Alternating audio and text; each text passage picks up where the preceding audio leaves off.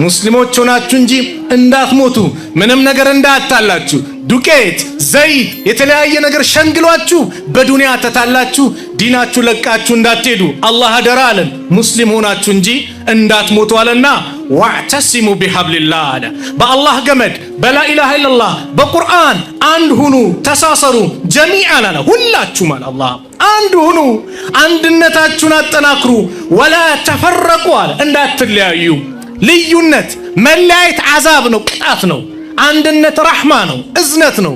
እንዳትለያዩ ወዝኩሩ ኒዕመተላህ የአላህን ጸጋ አስታውሱ ኢዝ ኩንቱም አዳአን እናንተ ጠላቶች በነበራችሁ ጊዜ እናንተ እርስ በራሳችሁ የምትወጋጉ አንዱ አንዱን የሚያጠቃ አንዱ አንዱን የሚያጠፋ በነበራችሁ ሰዓት ላይ ፈአለፈ በይነ ቁሉቢኩም አላህ በልቦኖቻችሁ መካከል እርስ በራሳችሁ እንድትስማሙ እንድትዋደዱ አንዱ ለአንዱ እንዲያስብ አንዱ ለአንዱ እንዲጨነቅ አላህ ይህንን አደረገ። ፈአስባሕቱም ቢኒዕመቲሂ ኢኽዋና አላል። አያችሁ በሱም ጸጋ ወንድማማቾች ሆናችሁ። ኒዕማ ነው ወንድምነት ወንድምን ማግኘት ወላሂ ኒዕማ ነው። ፈአስባሕቱም ቢኒዕመቲሂ ኢኽዋና አላህ በሱም ጸጋ ወንድማማቾች ሆናችሁ። ወኩንቱም አላ ሸፋ ሁፍረት ሚነናር እናንተም ከጀሃነም ጫፍ ላይ አፋፍ ላይ ነበራችሁ ልጠፉ የቀረባችሁ ጀሃነም ውስጥ ልገቡ ኢስላምን ሳታገኙ ልጠፉ የቀረባችሁ ነበራችሁ። ፈአንቀዘኩም ሚንሃ አላህ ነብዩን ልኮ ኢስላምን አምጥቶ ከዚህ ጨለማ ወደ ብርሃን አመጣችሁ።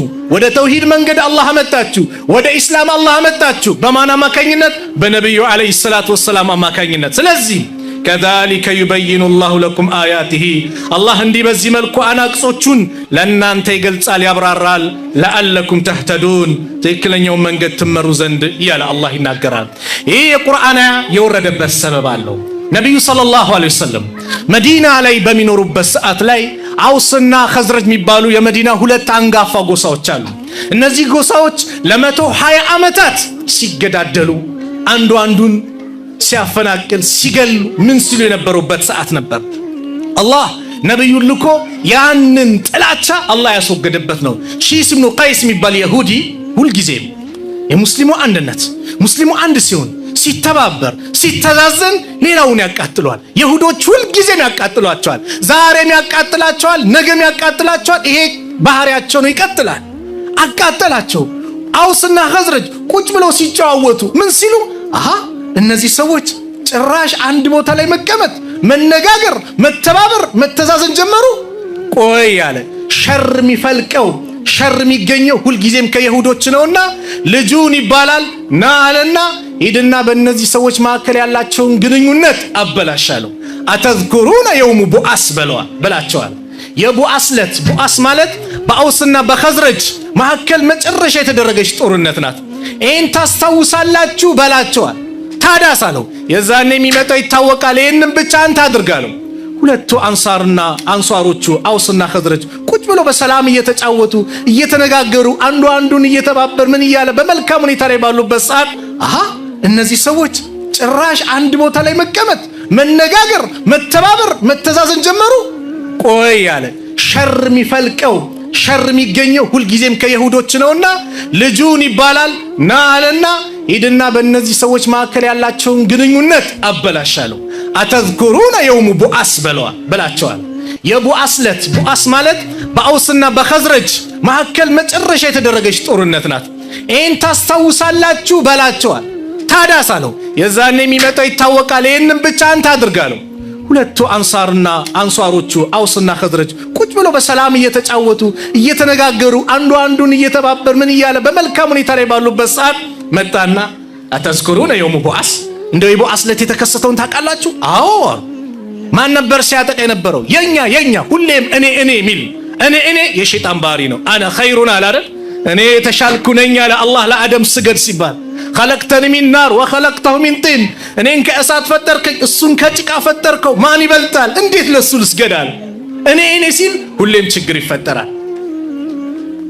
እኛ አሉ የአውሳላ የኸዝረጅ አለ መጠራራት ጀመሩ። ወዴት? ወደ ቀድሞ ጸባቸው ሊመለሱ ወደ ጦርነት ሊመለሱ አላህ ጅብሪል ልኮ ነብዩ አለይሂ ሰላቱ ወሰላም ጋር ይሄንን የቁርአን አንቀጽ አወረደ።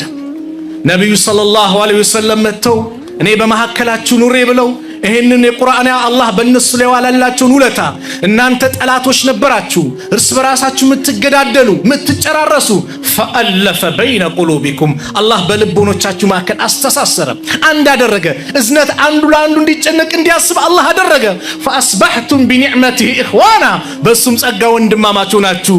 እንዴት እኔ እያለሁ አሉ ተለቃቅሰው ተቀቃቅፈው ድጋሚ ያንን ጥላቻቸውን አስወገዱ። አላህ የዛን የሁዲ ሴራ እንዲከሽፍ አላህ አደረገ። ወመከሩ ወመከረ አላህ። ሁሌም ኸይር መጥፎ ነገር ያሴራሉ፣ አላህ ያንን ያከሽፍባቸዋል። ስለዚህ ወንድማማችነት ምንድነው? ጸጋ ነው፣ ኒዕማ ነው።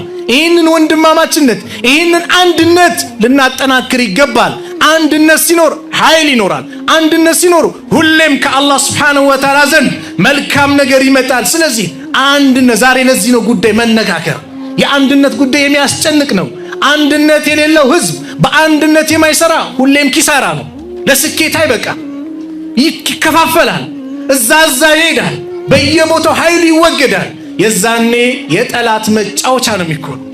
አንድነትን አላህ ለዚህ ነው ባዮን አንድ እንድንሆን አላህ ሲያዝ መሰረታዊ ነገሮች አሉ። ዛሬ አንድ እንዳንሆን አንድነታችን እንዲወገድ የሚያደርጉ ምንድነው ከተባሉ ብዙ ጊዜ ከአላህ Subhanahu Wa Ta'ala ትእዛዝ መውጣት ነው። ከነብዩ አለይሂ ሰላቱ ወሰላም አስተምሮ መውጣት ነው። አላህ ወዕተሲሙ ቢሐብሊላሂ ጀሚዓን ወላ ተፈረቁ ሲል በአላህ ገመድ በላ ኢላሃ ኢላላህ እኛ መካከል ጭቅጭቁ ሲመጣ ንትርኩ ሲመጣ ያንን ንትርክ ልናስተናግድ ዳኛ ሊሆን የሚችለው ማን ነው? አላህ ነው አይደለም?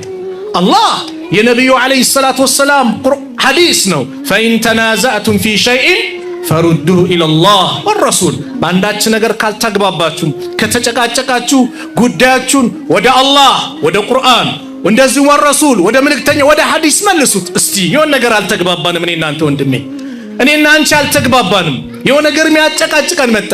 ጉዳያችን ዳኝነቱን ለማን እንስጥ? ለአላህ እንስጥ።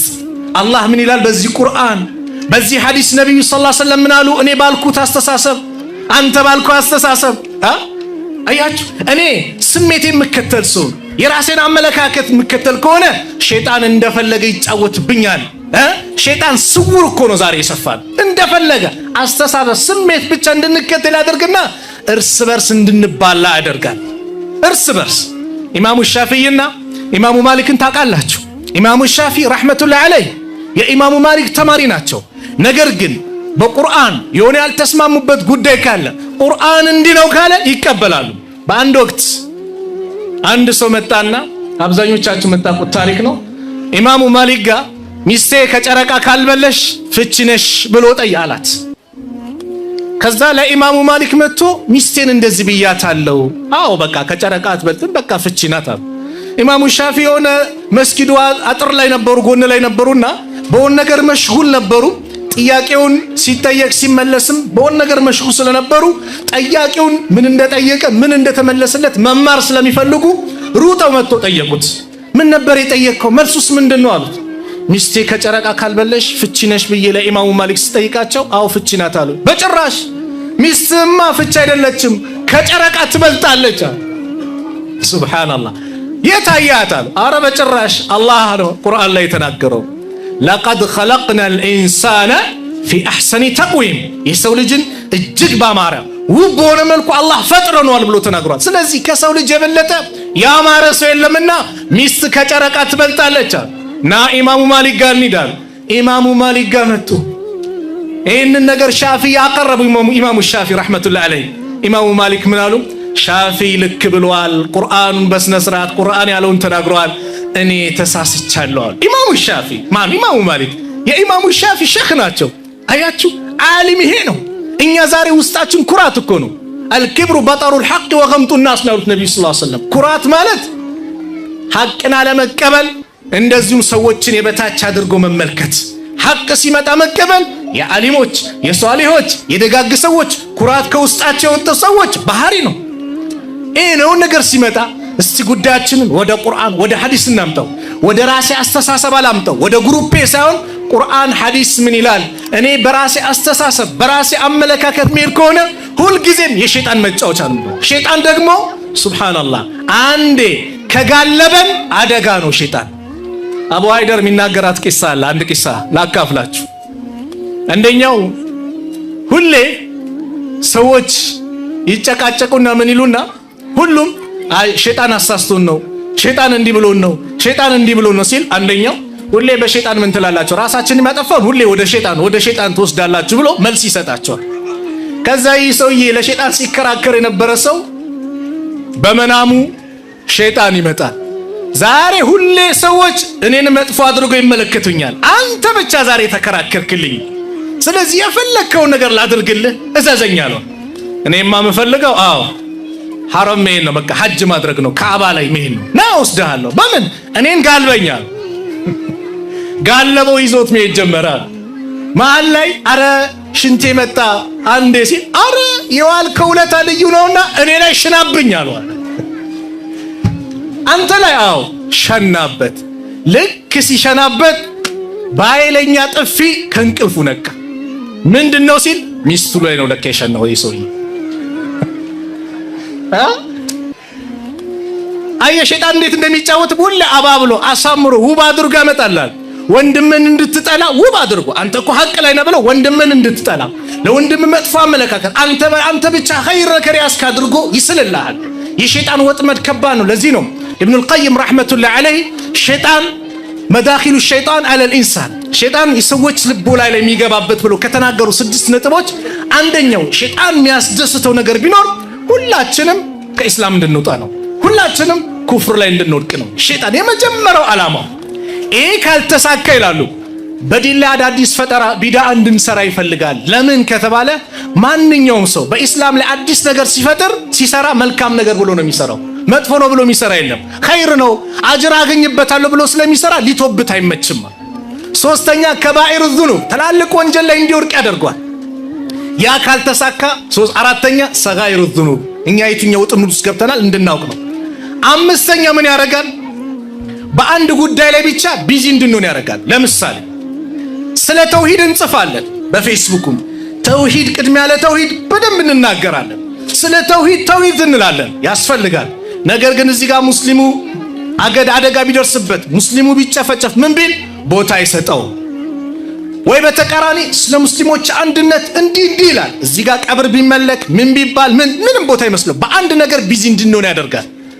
ስድስተኛ ወይ ወደፊት ይገፋሃል ወይ ይጎትታል። ወሰጢይ ሚዛናዊ እንድትሆን አይፈልግም። ወደፊት ይገፋል፣ ድንበር ታልፋለህ። እከሌ ካፊር ነው፣ እከሌ ሙብተዲስ ታፔላ ትለጥፋል። ወይም ደግሞ እንደዚህ ይጎትታል። ምን ያደርግሃል? በቃ መጥፎም ሲሰራ ጠጅ ቤት ሲገባ አብሮት ይገባል። ተሳሁል ሁሉም ገርገር አድርገ ገደል ውስጥ ይቀጥ እንጂ ሚዛናዊ የሆነ እንድትሄድ አያደርግም። ይሄ የሸይጣን ወጥመድ ነው። እኛ የትኛው ላይ ነው የጠመደን? ያዘን ራሳችን ጠይቅ። ስለዚህ ነገሮች እንዲስተካከሉ ሁላችንም ወደ ቁርአን ወደ ሐዲስ ልንመለስ ይገባል። እንደው ቀደምቶችን ስንመለከት ወላሂ እንኳን በህይወት ኑሮ አይደለም ከሞተ በኋላ ለወንድማቸው የነበራቸው ፍቅር፣ ለአንድነት የነበራቸው ፍቅር የሚገርም ነው። አንድ ታሪክ ልንገራችሁ። ታሪኩን የሚናገሩት ሐባብ ብን አልዓረት የሚባሉ ታላቁ ሰሃባ ናቸው ረዲየላሁ ዐንሁ። ቃለ ሀጀርና ማዓ ረሱሊላሂ ሰለላሁ ዐለይሂ ወሰለም ከነብዩ ዐለይሂ ሰላቱ ወሰላም ስደት ወጣን ወደ መዲና። ነልተሚስ ወጅህ አላህ ተዓላ የአላህ ስብሓነሁ ወተዓላን ፊት ፈልገን ከአላህ ምንዳ ለማግኘት ቤት ንብረታችንን ሁሉን ነገር ትተን ወደ መዲና ተሰደድን። ከዛ ፈወቃ አጅሩና አለላህ አጅራችን አላህ ዘንድ ሆነ። ፈሚና መን ማተ ወለም ያእኩል ሚን አጅሪሂ ሸይአን ሚንሁም ሙስዓብ ብኑ ዑመይር ብሎ የሞተ ወንድሙን ስለ ሙስዓብ ማውራት ጀመር ሐባብ። እንደውም በዛ ሰዓት ጾመኛ ነበር ይባላል። ከኛ ማገል ተሰዶ ምንም ነገር ሳያገኝ ወደ ቀብር የገባ አለ። በዱንያ ላይ ያሉ ጥቅሞች ከኛ ማከል ደግሞ ዱንያ ላይ ገኒማው ምኑ መጥቶ ሀብት ያገኛ አለ። ምናልባት ሀብቱ እዚህ ዱንያ ላይ ሲመጣ አላህ እዚህ አስቀድሞልን ነው እንዴ አኺራ ምንም የለንም እንዴ ብሎ እስከ መፍራት ደረሰ። ከዛ ኸባብ ምን አለ? ኢፍጣር ቀርቦለት ነበር፣ ጾመኛ ነበር። ስለ ወንድም ሙስዓብ ወንድማችን ግን ተሰዶ ቤት ንብረቱን ትቶ ስንት ነገር ትቶ ተሰዶ መጥቶ በሚሞትበት ሰዓት ላይ የሚቀበርበት ጠፋ። ፊቱን ስንሸፍነው እግሩ ይከፈታል፣ እግሩን ስንሸፍነው ፊቱ ይከፈታል።